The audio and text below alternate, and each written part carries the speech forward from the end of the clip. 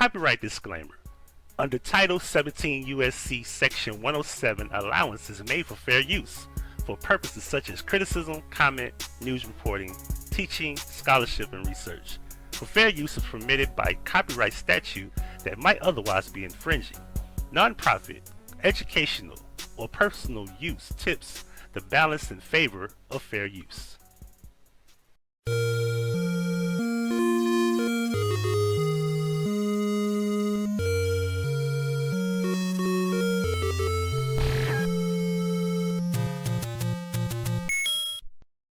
Blessings in abundance. The mother and the daughter and the prosecution dropped every single sexual charge. I'm saying it again. The mother, the daughter, my accusers, in addition to the state, the prosecution, all agreed they need to drop all of the sexual charges. So yeah, it's a victory, but it's bittersweet. It's a victory because I was facing life. No parole, no probation. Now you may say, how could this be possible if a minor was so-called molested and it was DNA evidence? And people say DNA don't lie. And I always said, people do. Well, let's do this. The serologist, the expert that so-called found 6 semen stains amongst a headscarf and a t-shirt.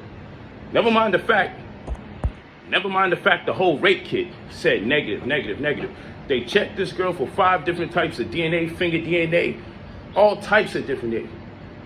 Checked her vagina, checked her mouth, checked her saliva, checked her excrement, checked her feces, checked her urine.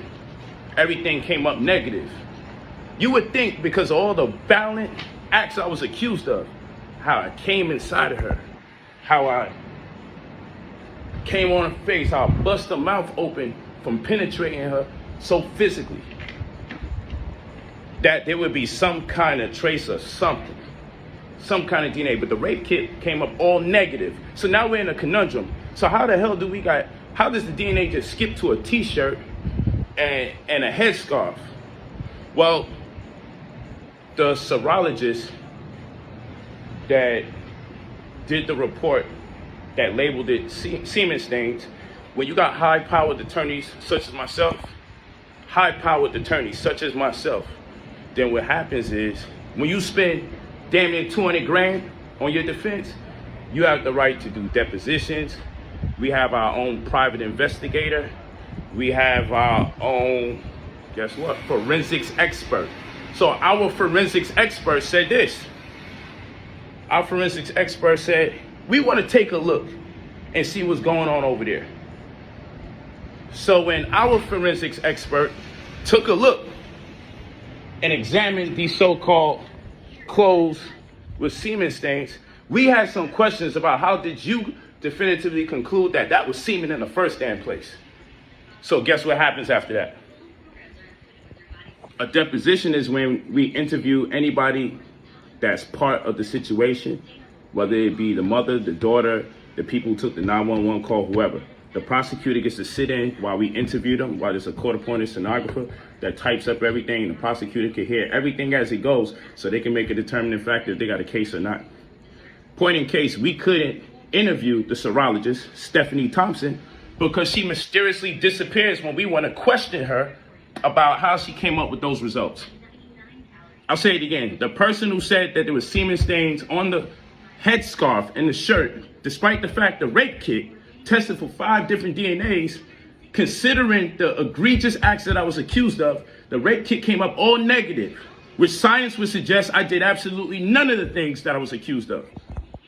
Science would suggest I did absolutely none of the things that I was accused of. Okay? All right? That's what science would suggest. Science would suggest that. But here's this woman talking about this DNA evidence, and then now when we call her so we can interview her, get a deposition, and have it on record with my attorneys questioning them based on the findings of our forensic expert, she's nowhere to be found. So you know what we could do now? We could file a motion to dismiss the DNA for the case. That's what we could do. Because if we go to trial, we won't be able to cross-examine her because suddenly she disappears, she works for some private company and no one could find her. Now, all the while, the state been giving me opportunities to plead 20 years, sexual offender. Plead 15 years, sexual offender. And I'm like, I wouldn't care if you gave me 1 day in prison. So long as you got that label registered sex offender on there, I'm going to trial. So long as you got that label there, registered sex offender, I'm going to trial because I can never make a plea to something like that. So guess what happens? The state says if we ever want to do interviews, depositions, if we ever want to get a deposition from the mother and a deposition from the daughter, all bets are off. They'll never do an agreement with me. They said they'll never do an agreement. Never do an agreement. Work out an agreement or a plea. I said, I don't give a... My attorneys will tell you straight up, because when you see my attorney video, he's going to tell you straight up. From day one, I said, I'm never doing an agreement to any sexual charges. Interview the mother and the daughter, so they are the last of our depositions. We got the police body cams. We realized that the police report contradicts the affidavit that they did. The affidavit contradicts the interviews that they did on the body cam. So we got 3 contradictions. The story that the mother and daughter tells on the body cam, the stories that they told in the police report, and the stories that they tell on the affidavits. None of them work out. And I'm going to speak about that. But ultimately, we want to interview them. So when we interview them and do our depositions, have the prosecutor sit there, we already know where they're lying. We already know their lies. We looked at each of the 3 different types of lies they said for that night. So guess what's going to happen when we get to interview them? We're just going to ask them questions so they can contradict themselves. So when we go to court, we can ask them which story is true and why did you lie? So the prosecutor hits us again. Well, you know he's going to be facing life. We're in the week now where we got to interview the mother and daughter to get the deposition. So guess what happens 2 days before the mother and daughter are supposed to fly into town for us to get the depositions? They call. After a week ago threatening me, 2 days before the mother and daughter are supposed to fly out, they say, hey, we drop all the sexual charges. Huh? They say we're dropping all the sexual charges. And let me add something to this. Y'all heard this crazy story that I called a grown woman and asked if I could take her 14-year-old girl to a party. And y'all believe that bullshit. But guess what my text messages say? My text messages say, she asked me. Oh, hold on, let's reverse. Do you know that we broke up that same day? And later that, within a day, within 24 hours, she filed a criminal complaint? Let's add some more color to it. Do you know that the same day that I broke up with her, in my text messages is proven, she said she was going to destroy my life. She was going to fuck my whole shit up. So we have motive. Do you know that I wasn't the one that asked to take her daughter to a party after 2 a.m. in the morning? Do you know my text messages say? She contacted me and asked me to take her daughter out to a party after 2 a.m. in the morning, and I vehemently declined because I said, what the hell do I look like as a grown man taking a 14-year-old that obviously looks like a minor to a party? Y'all don't know that, though. All of this is in my text messages. Y'all don't know that, though. So you say, well, then, Polite, then you should be clean. I should be, but unfortunately, the mother turned her daughter in. The daughter got high and intoxicated, and because I'm not the one that turned them in, now we dealing with child abuse and delinquency of a minor. If they could, so I'm like, let's fight it. So my attorney's like, I just want you to understand that this child abuse in Florida, aggravated child abuse, from the child being intoxicated, they can give you 30 years in prison. I'm like, man, take the goddamn agreement. If, under what circumstances, if they could convince a jury that whether you gave her alcohol or you was aware that she was high at any point in time and you didn't turn her in, but since the mother did, you could be subject to 30 years.